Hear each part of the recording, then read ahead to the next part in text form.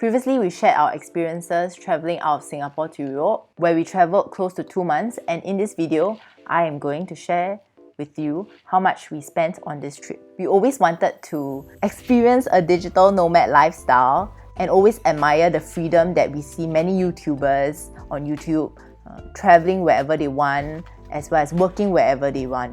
And since most of us are about to head back to office and no longer being able to work from home, I thought it would be a great chance to travel as much as we can before it's too late to try. Therefore, we made a very last-minute decision to book our flight 2 weeks before we were supposed to fly. I very long never traveled, so don't know what's gonna happen. Which assistant? We too early. The shops open eh. Can I buy some makeup and perfume? The travel was so surreal as it has been quite some time since we were able to travel. We did not have time to fully prepare for this trip, so we decided to plan as we go. Seriously, we did not even plan for the winter temperatures, and Jingles had to wear multiple layers before we got a proper winter jacket for him. During the trip, we typically plan about 1 or 2 weeks in advance, where we decided where to go in case any cities or countries decide to shut down when we are there. So in terms of our travel itinerary, on our first day we arrived in Berlin to a small town called Rostock, which is at the north of Germany. We visited a friend and bunked in at his place. And on the next day we went hiking.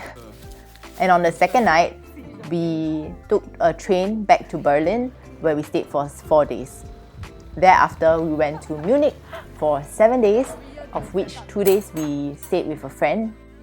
We're eating outside today. Let's go.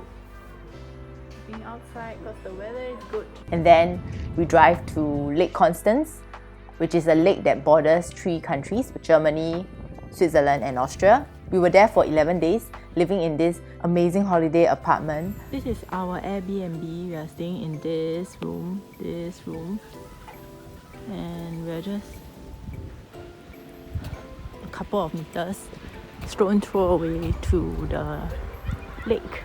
There were 6 rooms in this villa, and each were equipped with a cooking stove, microwave, toilet, and the owners were really sweet and nice. On one of the days where we are at Lake Constance, we decided to drive to Austria. And then we got really confused because nothing was open. We decided to check the news and realized that they are on a lockdown. Only the bakery and some restaurants that are available for takeaway. Are you hungry? Okay, eat.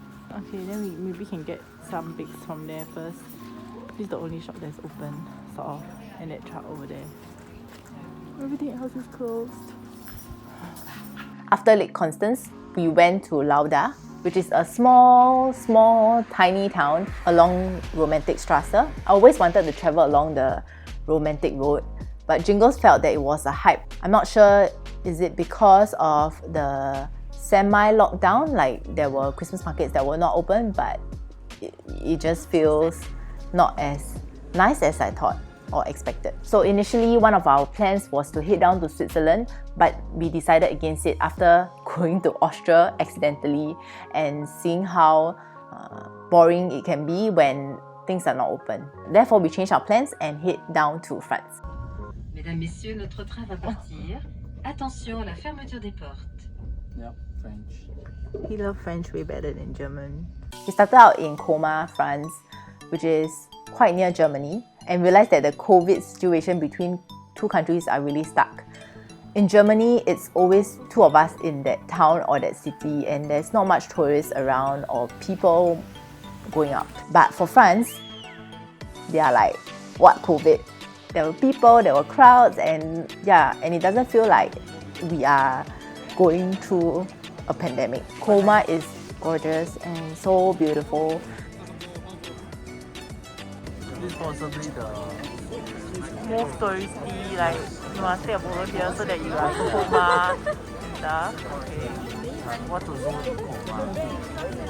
You ever seen this before? The Christmas markets were open and everything just feels very magical, coupled with the Christmas season.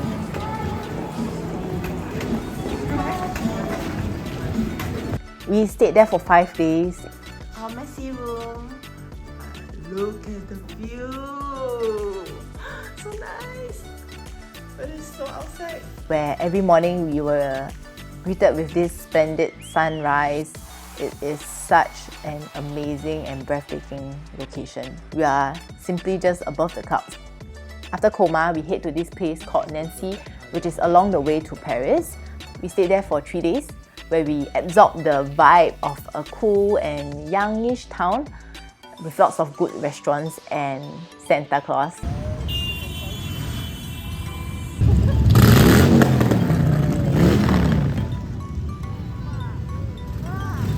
Thereafter, we head to Paris for 16 days before flying back to Singapore. In total, we have moved 8 times, lived in 8 different locations, travelled to various little towns and cities, and covering 2 countries. Now I'm going to share with you how much it costs for both of us in Singapore dollars and in euro, so that you can divide them for yourself. We wanted to fully enjoy our trip, so we don't have a budget. The highest cost for us was transport, getting to these places because we move quite often. Transport was more expensive than our accommodation because we are constantly moving. Our flights were pretty affordable. We booked one-way flights. So the first flight was on Scoot, so that is a budget flight and that's not that expensive.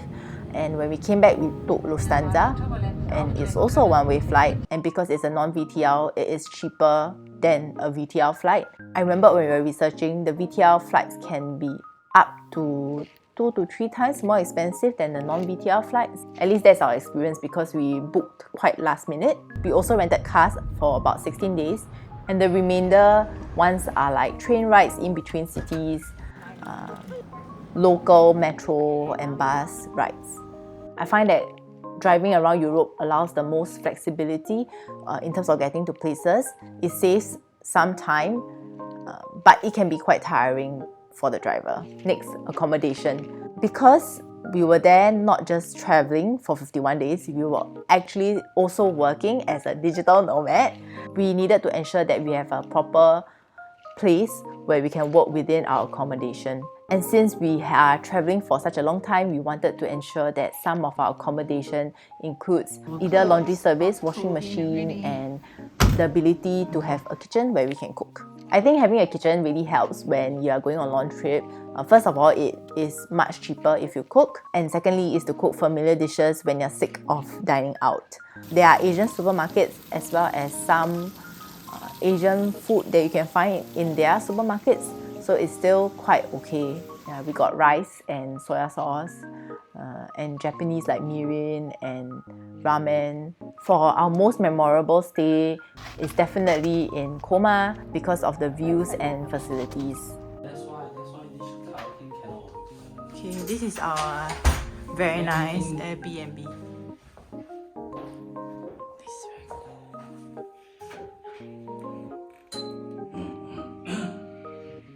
Another cool place that we lived in was at Lauda, where we lived in a bathhouse, a heritage bathhouse that was built sometime around the 1600s. And the funny thing is, on the first night, we didn't know that there is actually a wooden window outside our glass window. So we slept with the street light just outside the window, and it was so bright and we couldn't really sleep properly until our landlord told us that we can actually shut the windows. I also love how the kitchen is so big and well equipped and so modern, even though we are living inside a heritage house. So kudos to the Airbnb host who managed to convert it so nicely. Actually, this is not the full amount I paid for the accommodation because I booked most of our accommodation via booking.com. If you use ShopBack, you'll get cashback when you book your accommodation through booking.com. So we did definitely get some cashback from the accommodation that we booked. So I really love ShopBack quite a lot. Next, our third highest cost was admin costs. I put all our miscellaneous and admin costs under the same category, and it is things like insurance, Wi-Fi, COVID tests, and an unexpected expense, which is fixing my iPhone screen that I broke during the trip. So insurance costs about $970 for both of us. This includes the COVID cover, and it was the most basic insurance. We did not have time to research, so we just booked and ensure that, oh, there's some kind of COVID cover in it. We got our insurance from DBS Chubb, but in hindsight, I think it's better to get NTUC Income. Yeah, I always feel that NTUC Income has one of the better insurance around. For internet connection, yeah, both of us are working on the go. We have to make sure that we are always online as well. So what we did was we buy a Wi-Fi 8 from Singapore. We went to Europe, get their SIM card and unlimited plans. And once we have that set up in our Wi-Fi 8, all of our devices can be connected through it. So we had laptops as well as our phones connected to it. We ate out quite a bit, especially in France. Germany, not as much as France. In Germany, because the food were in such large portion, you just have to order one main and a drink. Wow, yours is...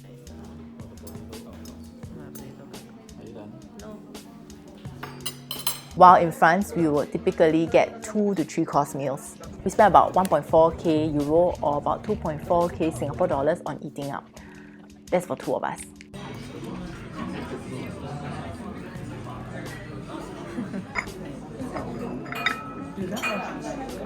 Oh, your scoop super good. Yeah, I want to scoop that. Yeah.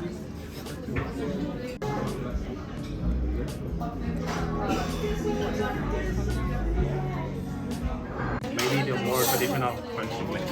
So I just serve a little bit for now, just like this. Okay. The bottle is here. If you want more, you can serve you as much. Oh. Okay? Will we get drunk?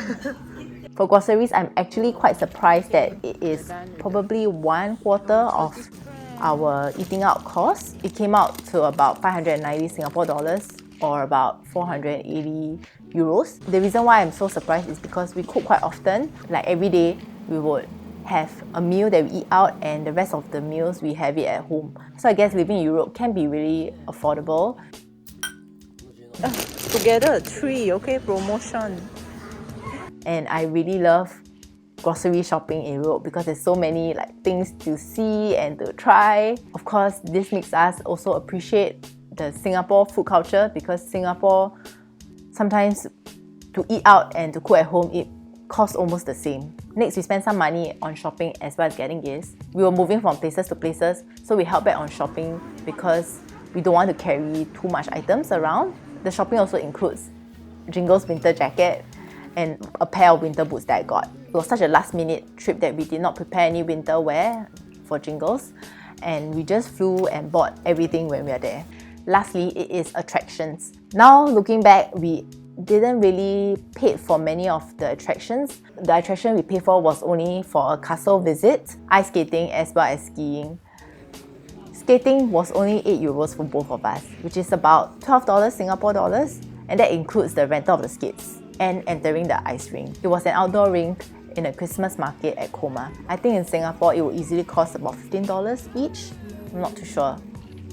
Skiing is also cheap for us. It was about 24 euros for both of us. That is about 37 Singapore dollars, basically less than 20 each for an entire day of skiing. We went to this mountain called La Blanc near Colmar and rented our equipment from this place called Jackie Spot. We were supposed to pay for the entrance to the skiing area, but then it was closed during that day, so we got to enter the skiing area for free. Just a note, what we did was Nordic skiing, which is slightly different from alpine skiing. Alpine skiing is where you ski downwards, while Nordic skiing includes going on flat land as well as going upwards. So most of the time you will look like a duck. We actually wanted to go snowboarding, but since the place is closed, we can't even get on the ski lift. But anyways, we got to try something really different. We also went to the various museums in Paris. We didn't pay for it because every first Sunday of every month, there are some museums in Paris that is free. So yeah, we didn't have to pay much for attractions. Most of the time, it's a lot of sightseeing and visiting the Christmas markets. All in all, this is our 51-day adventure and budget that we have spent in our trip. We spent about 10,000 euro for both of us, which makes up to about 16,000 Singapore dollars. Let me know in the comments what do you think about this budget and this cost for a 51-day trip. I hope the information will be interesting or helpful to you. If you're keen to travel in the coming months, do check out my previous video on our experience traveling out of Singapore to Europe and the information that we will need and to understand various vaccine requirements as well as the different tests you need to take. That is covered on my previous video. Thanks for watching. My name is Ying Ying, and I cover topics such as adulting, finance, and general life hacks. If you would like to join us in our journey, subscribe to us on our YouTube or Medium channels. Also, we are trying to set up an Instagram account so that we can connect with more of you over there. Till then, I'll see you later. Bye!